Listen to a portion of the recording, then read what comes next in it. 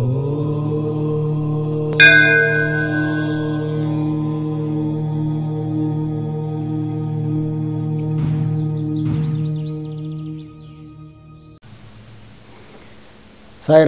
నేను మీ విశ్వకర్మ వాసు యూట్యూబ్ ఛానల్కి స్వాగతం. వెడ్డింగ్ కార్డ్స్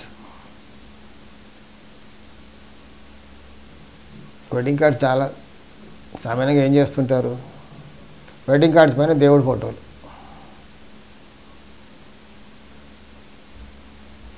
ప్రతి దాంట్లో ఒక దేవుడి ఫోటో అంటూ వేస్తుంటారు. మన వెడ్డింగ్ కార్డ్ చూశాక ఇంకా దాని పనే ఉంటుంది, ఇంకా మ్యారేజ్ అయిపోయింది, ఎక్కడో పడేస్తారు. కొంతమంది పడేయకుండా అలా అట్టి పెట్టి పెట్టి పెట్టి పెట్టి ఒకరోజు వస్తుంది తీసి పడేస్తారు. ఇది ఒక పెద్ద సమస్య. ప్రతి వారికి కార్డు రాగానే బాధపడతారు, అబ్బా దేవుడి ఫోటోలు వేసారా బాబు, దీన్ని ఎక్కడ పడేయాలి? పడేయలేము, సెంటిమెంట్, దేవుడు కదా, చింపలేము. కానీ ఏదో ఒక రోజు ఇంకా చింపి అక్కడ పడేస్తాం. కొంతమంది మనకు గిఫ్ట్గా ఎక్కడికో యాత్రకు వెళ్ళేసి వస్తారు, పుణ్యక్షేత్రాలకు వెళ్ళొస్తారు, ప్రసాదం తెచ్చిస్తారు. ఓకే, ప్రసాదంతో పాటుగా కొన్ని విగ్రహాలు తెచ్చిస్తుంటారు దేవుడిది, లేదా కొన్ని ఫోటోలు తెచ్చిస్తుంటారు. కొంతమంది ఏమో గిఫ్ట్గా ఫోటోలు ఇస్తారు. రిటర్న్ గిఫ్ట్ అనేది కొత్తగా బయలుదేరింది ఇప్పుడు. వచ్చిన వాడికి ప్రతి ఒక్కరికి రిటర్న్ గిఫ్ట్ ఇస్తూ ఉంటారు.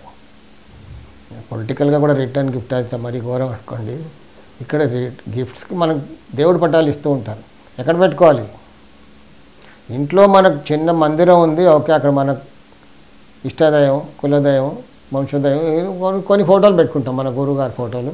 కానీ అమ్మ నాన్న ఫోటోలు ఎవరు పెట్టట్లేదు, కాలం చేసిన వాళ్ళని. ఎక్కడ అసలు అమ్మ నాన్న ఫోటోలు గుమ్మానికి ఎదురుగా ఉండొద్దని ఎక్కడో పెట్టిస్తున్నారు. అసలు వాళ్ళని మించిన దైవాలు అసలు లేరు.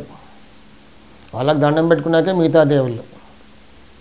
సరే, అది అలా ఉంచేస్తే గిఫ్ట్ ఫోటోలు, ఇప్పుడు దేవుడు ఫోటోలు ఇచ్చారు, విగ్రహాలు ఇచ్చారు, ఎక్కడ పెట్టాలి? మన గుడికి వెళ్తే కనిపిస్తుంది, రావి చెట్టు చుట్టూ అక్కడ ఫోటోలు పెట్టి పారిపోతారు. ఫోటోలు తీసుకొస్తారు, అటు ఇటు చూసి అక్కడ ఫోటో పెట్టి వెళ్ళిపోతారు. పాపం మందిరంలో ఉన్న వాళ్ళు కూడా కమిటీ ఏం చేస్తుంది, పడేయలేరు కాబట్టి ఆ చెట్టు చుట్టూ ఫోటోలు పెడుతూ ఉంటారు. అలా అలా అలా పెరిగిపోతూ ఉంటాయి.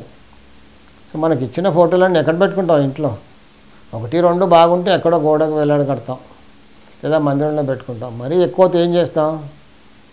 ఎవరికో ఇచ్చేయాలి. ఈ మధ్య ఇంకో ఫ్యాషన్, అందుకే గిఫ్ట్ అన్నాను.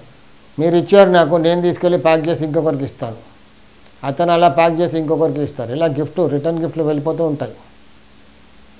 అది ఓకే, బట్ చిన్న చిన్న ఫోటోలు ఇచ్చి ఇంట్లో పెట్టుకోమని ఇస్తారు. ఎక్కడ పెడతాం? పడేయలేము, ఇంట్లో పెట్టుకోలేము.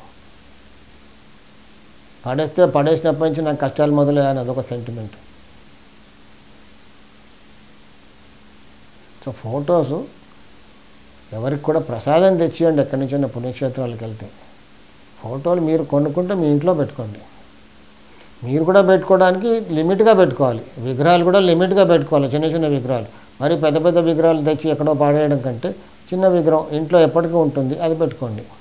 లేదా అది భిన్నం అయిపోయింది, ఒక విగ్రహం తెచ్చి మళ్ళీ పెట్టుకుంటారు. ఫోటో ఏదో భిన్నం అయిపోయింది, తెచ్చి మళ్ళీ రీప్లేస్ చేసుకోండి. కానీ ఎవరికో తెచ్చి ఇచ్చేసి వాళ్ళని ఇబ్బంది పెట్టే అక్కర్లేదు. దాంతో సెంటిమెంట్స్తో చాలామంది బాధపడుతున్నారు. అంటే వాస్తులో ఏదో ఒక పార్ట్ అయిపోయింది. గురుగారు మేము మొన్న ఆ ఫోటో ఎవరో ఇస్తే పడేసామండి, అప్పటి నుంచి మా కష్టాలు మొదలవుతున్నాయని ఇది ఒక సెంటిమెంట్ అయిపోయి కూర్చుంది. కాబట్టి నా రిక్వెస్ట్ ఏంటంటే ఫొటోస్ ఇవ్వకండి, ప్రసాదం తెచ్చి ఇవ్వండి, అది బాగుంటుంది.